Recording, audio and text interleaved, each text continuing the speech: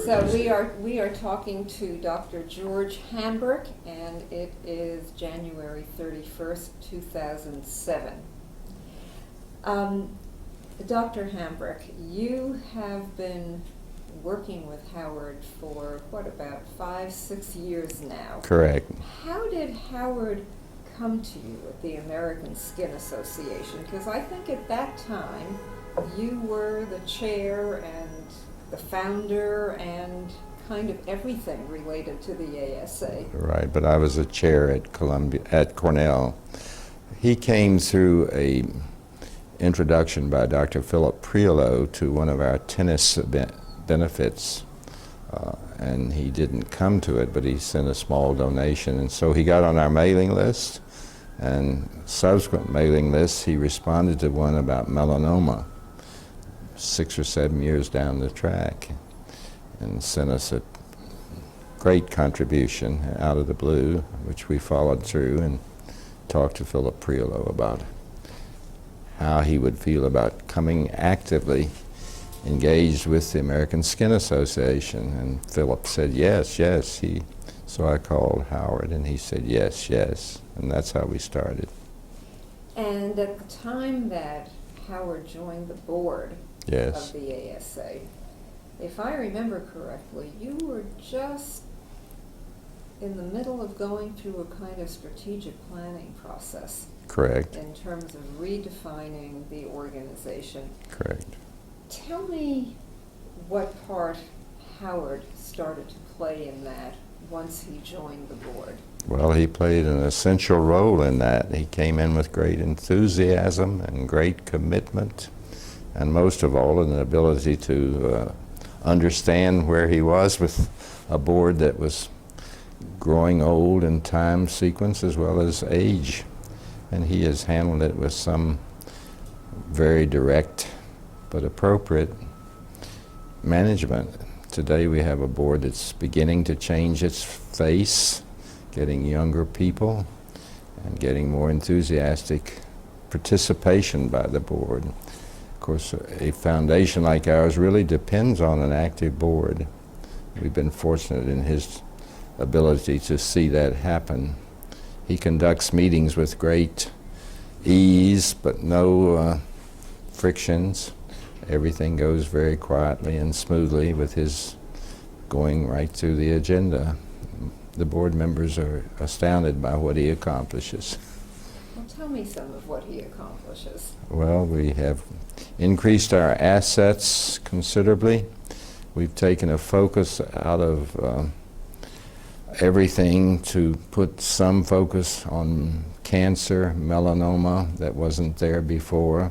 We did have a program targeting melanoma, which he quickly adopted. That's why he responded in the first place to our mailing, and he has been essential in developing that. We this year have 4 scholars in cancer, 3 of whom are in melanoma, and 1 in psoriasis, so there are 5 scholars all total.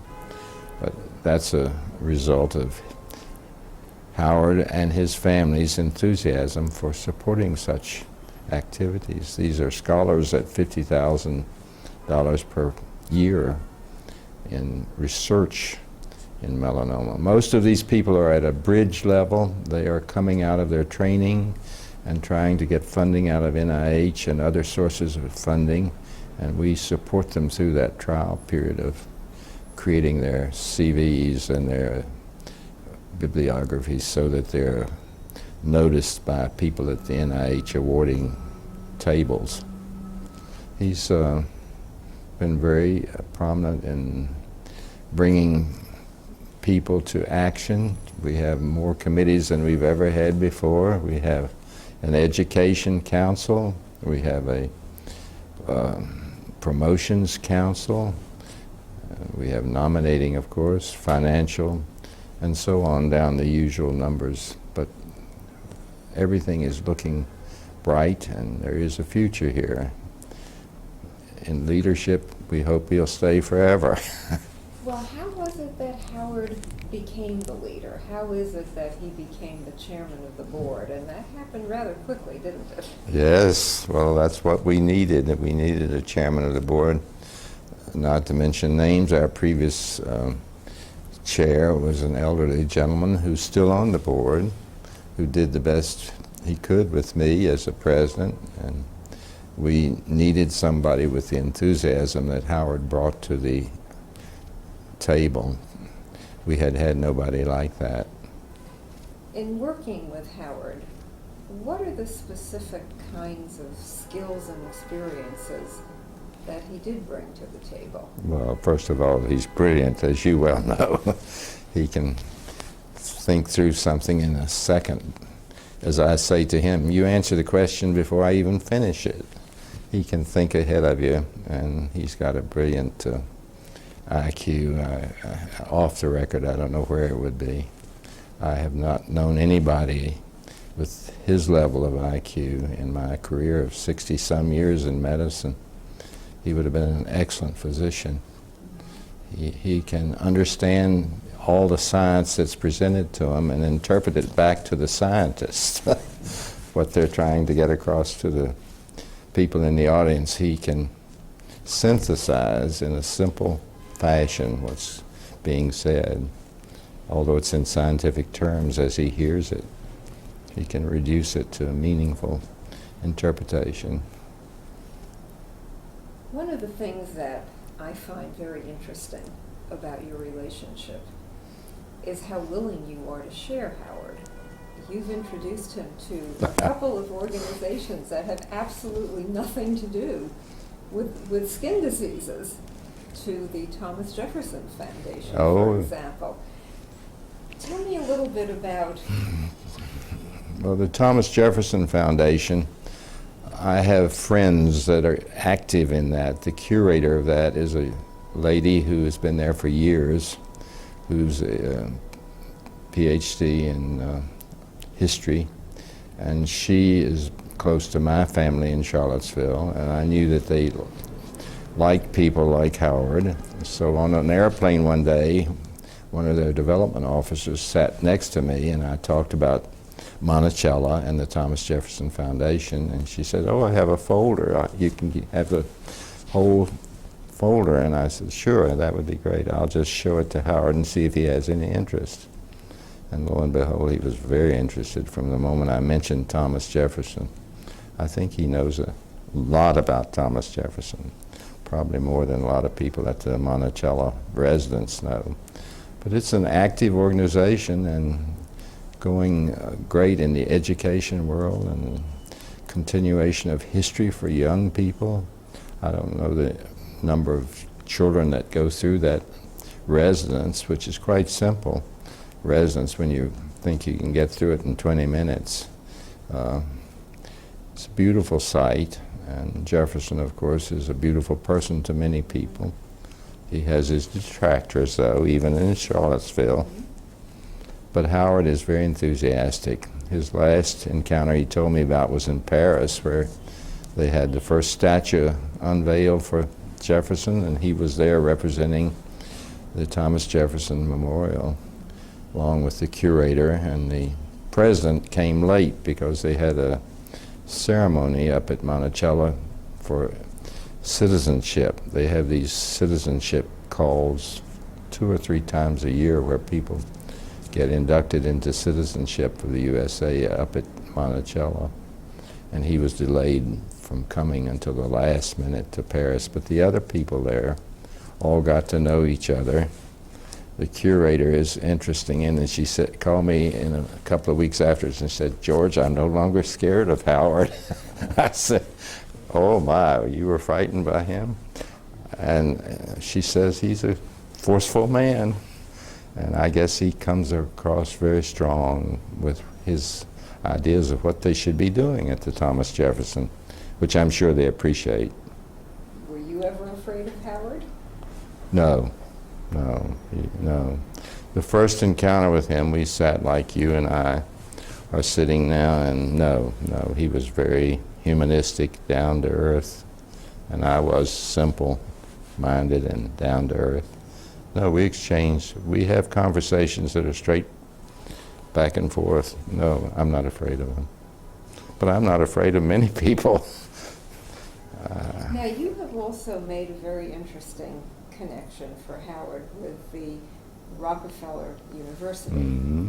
where Howard is giving the naming gift for the Milstein Medical Research Program Mm-hmm. at Rockefeller University. Mm-hmm. What is it that prompted you to make that connection? Well, the gentleman that I introduced him to at the Rockefeller is an MD, PhD out of Cornell and Rockefeller. Under my term at Cornell, I was an adjunct at Rockefeller. This young man went through the MD, PhD program and stayed on at Rockefeller. When my co-founder of American Skin died suddenly of a fatal vessel accident, rupture of a pulmonary artery, this young man stepped in and kept going with dermatological research at Rockefeller and went on to unravel psoriasis rather than being simple mitotic aberration to be an immune encountered disease. Got the T cells, the blood cells that are called T cells, out and showed that they were in prominence in psoriasis and playing a critical role in the instigation of a lesion of psoriasis. And for that discovery, the whole world of psoriasis changed, and a new class of drugs called anti-immune drugs, biologicals, have developed to treat psoriasis. It's been great in the treatment of psoriatic arthritis, which is totally crippling, and reasonable therapy for advanced total body psoriasis. It's very expensive therapy, but it's a great step forward in the management of psoriasis, which makes it, other than a cosmetic disease, it's a disease you see if people have their clothing so that their elbows and knees are exposed. But it's a serious disease, psoriasis. And this man at Rockefeller had done that, and he was interested in trying to do something similar in melanoma. And so I introduced him to Howard, and he presented to Howard and his sister Rosalind what he thought might be accomplished if someone took a new look at melanoma. Interestingly, he's looking at vitiligo, which is a depigmented lesion in the skin where the pigment cells are killed by some immune mechanism probably. And if he unravels that, that may be the clue to killing the malignant pigment cells, the so-called melanocytes of melanoma. But I think that will be a great step forward for Rockefeller and for mankind if people like the gentleman at Rockefeller come in with a fresh approach to what they're doing in research for melanoma. I think it's a good trip for Howard and his family to take. Could I ask you to repeat the last part of what you said, but frame it as the potential impact of Howard's involvement with that program? If you could just reframe it and just start with Howard Milstein's involvement with that program has the potential to do what? Howard's potential there would be to pave the way to introduce serious research at Rockefeller focused on melanoma that hasn't been there up to now. Of course, the Rockefeller University has got the most fantastic arrangement of equipment anywhere in the world for science development. And this equipment is all sitting there with capability which can be applied into melanoma. He can be a leader, as I've said to him before many times. He can lead the world toward melanoma. He can lead the world toward an institute for melanoma research. And a great place for it to be would be at Rockefeller. That's thinking down the track over the years. There are many people that have fatal outcomes with melanoma. You know, it's once you get metastatic melanoma, your doom is serious, and that needs to be addressed. At present, it's addressed by vaccines, which are injections that are supposed to kill malignant pigment cells, but it's a trial and error type therapy that is not uniform in its outcome, and millions go down around the world treating people with vaccines. And the approach would be to try to understand what the basic initial step is in that process and block it there. That's what everybody hopes will happen. Howard will be able to lead the people in New York toward melanoma. I point out to him always about the Carcinoma of the Prostate Foundation. Of course, that got great support from people who had prostate cancer, who formed a real foundation which is going like a thunder right now, really fast. Center of that was at Hopkins originally. And they're still getting huge grants for cancer research on the prostate there. They get very few grants on melanoma at institutions. There's been no uniform foundation to go after melanoma as a specific killer, and it is a killer. One person dies every hour of melanoma in this country all year long. That's too much. That can be reversed. The early way to do that, of course, is to have everybody inspected for early lesions. But to get that done in the United States, it's going to take a huge input from, again, somebody focused on that. There are token attempts to have people screened all over the country, but the number of people screened out of the millions, we're 300 million now. Think of screening 300 million people once every 5 years. What a job that would be, but you could begin to do it. So do you think that Howard's investment has the potential to come up with a cure for this too frequently fatal disease? Oh, yes, I think so. If you can get the understanding of the initial mechanism and block that, destroy that, yes, there's where the cures will begin to come. Yes, yes. Oh, I do think it has a, yes, and he's also doing things in other diseases which are very important for cures, malaria and tuberculosis at Cornell Weill, which is a great step forward too in research. So given your close working relationship with Howard over the past several years, how would you define his vision? Oh. He has a tremendous vision, and he has an understanding of other people's visions, which is remarkable. He's not pinpointed to his own vision. He has vision of curing melanoma, absolutely. And he's probably going to live long enough to see that come to about. I don't think I will, but I think in the next 20 years it will be there. His vision is so evident in everything he talks about, thinks about, wants to see corrected. He has tremendous understanding of what's going on. So what has it been like working with him? Oh, it's been a tremendous experience for me. None have I had like it before in my career, and I've been in many medical schools, as you know, Hopkins, Cincinnati, Cornell, Columbia, Pennsylvania, Virginia, Duke. I've been in all those medical schools and dealt with people of all levels in all situations, including lots of academic deans and academic researchers. his experience, he's been a great mentor for me.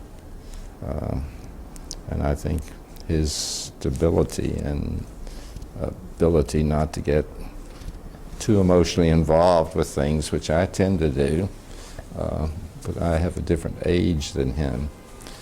I'm almost twice his age, so he's brought stability to American Skin Association, and my association with him, I have had none like it in any other experience. And I've had some excellent mentors in medicine, but none in the world of finance and private philanthropy that would even come near him. That's great. Is there anything we haven't covered that you would like to say? Mm-hmm. To say thank you. Thank you. Thank you, Howard, for all of your contributions. I don't want to get emotional. I'm very emotional, you know. Laid back but emotional. No, I would want him to know how much respect and love we have for him. Thank you.